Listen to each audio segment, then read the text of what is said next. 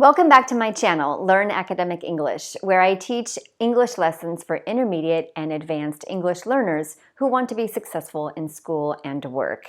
In today's video, I'm talking about mistakes that English speakers make, but I'm not talking about English learners. I'm talking about native speakers, people like me who grew up speaking English as their first language. Did you know that native speakers make mistakes in English all the time? So in today's video, I'm going to show you 10 common mistakes that native speakers make in English. Before we get started, please give this video a like, leave a comment, and subscribe if you find this video helpful. Thank you so much. So why am I talking about the mistakes that native speakers make? First, it's important for English learners to be aware of common mistakes that native speakers make because English learners usually think that native speakers are an example of good or correct English.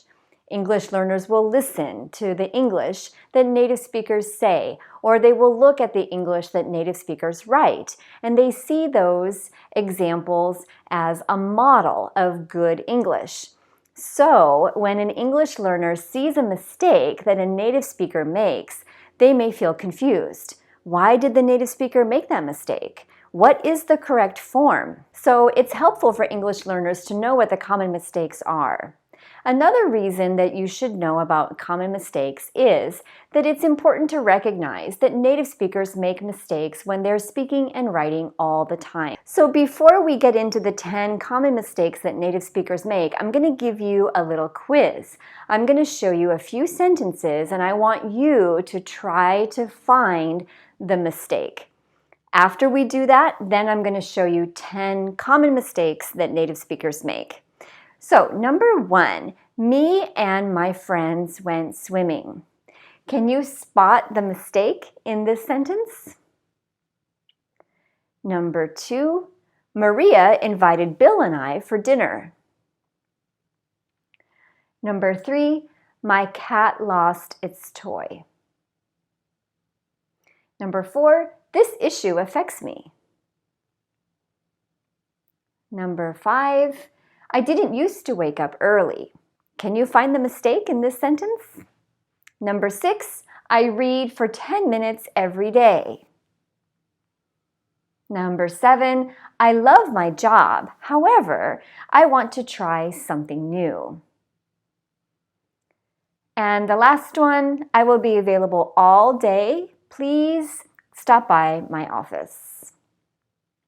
Okay, so feel free to give the video a pause, take a look at these sentences, see if you can find the mistakes. I also have these sentences in the description box below, so you can look at them there as well. And then we'll come back and we'll look at 10 common mistakes. Let's get into those 10 common mistakes. Number 1, me and my friends went swimming. So I think you were able to identify the mistake in this sentence, and it should be my friends and I. Why does this mistake happen? Well, this is a very common mistake among young people, especially children. In fact, my younger son says this all the time. Me and my friends, or me and my brother, and they use this as the subject. But it is incorrect. So the correct form is that you need to use the subject pronoun because this is the subject of the sentence. You can see that it comes before the verb, and the subject, of course, is I. So you will hear this a lot in the United States, but it is wrong. Also, I want to point out that when you use the subject I, it always comes last. So you can say, my parents and I, my parents, my brothers, and I, my family and I. But we never say, I and my family, or I and my parents. We never say that. I always comes last. All right, let's move on to number 2. Maria invited Bill and I for dinner. So what's happening here? Well, this is an example of a super common mistake that happens because people are overcompensating for the previous one. So what I mean by that is that people are so aware of this as a common mistake that they have it in their brain that they always need to say, my friends and I, or Bill and I. So they end up using that in other places in the sentence. And a lot of people don't realize that because this is the object of the sentence, it's the object of the verb invited, it needs to have the object pronoun. And the object pronoun is me, not I. Also, one way that you can check this is that you can take Bill out and you say, Maria invited me. We don't say Maria invited I. So that's one way that you can check that one. All right, moving on to number 3, another pronoun problem, and I also think that this is overcompensating for number 1. People know that this is a common mistake. They're trying to avoid it, so they say myself and Jose, or Jose and myself. This is completely incorrect because this is also the subject of the sentence. It comes before the verb, and myself is not a subject pronoun. Myself is a reflexive pronoun. Reflexive pronouns are used when the subject and the object are the same person. For example, I talk to myself, or I can't hear myself. So we never use myself as the subject of the sentence. Instead, we should say Jose and I. And this is often used in formal situations. Another one that you'll hear a lot is, how are you? Fine. And yourself? But it should be, and you? Okay, moving on to number 4, my cat lost its toy. What's happening here? Well, this is the contraction for it is or it has, when has is a helping verb. But a lot of people associate the apostrophe with possessive. They think that if they make something possessive, they need to add an apostrophe. So the correct form here should be its. Its is the possessive.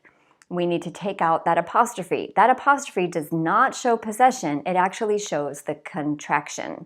It is or it has. Number 5, this issue affects me. So what's happening here? Here we have the verb effects, but the verb effects is actually spelled with an A, not an E. These are examples of homophones. Homophones are words that sound exactly the same, but they are different. And the problem with homophones is that a lot of native speakers don't see them very often, but we hear them all the time. And because they sound exactly the same, it is confusing. So affects would be the verb, effects with an E is the noun, but when we say them quickly, we say affects, affects. They sound the same. A couple other examples are accept, and there, and there, which also sound exactly the same. Okay, let's move on to the next 5 common mistakes. The next one is, I should have went, or I haven't did that. So this might not sound good to your ear, and that's because you know that you need to use the past participle here. And the reason you need to use the past participle is that we have the helping verb have for the past conditional and also for the present perfect.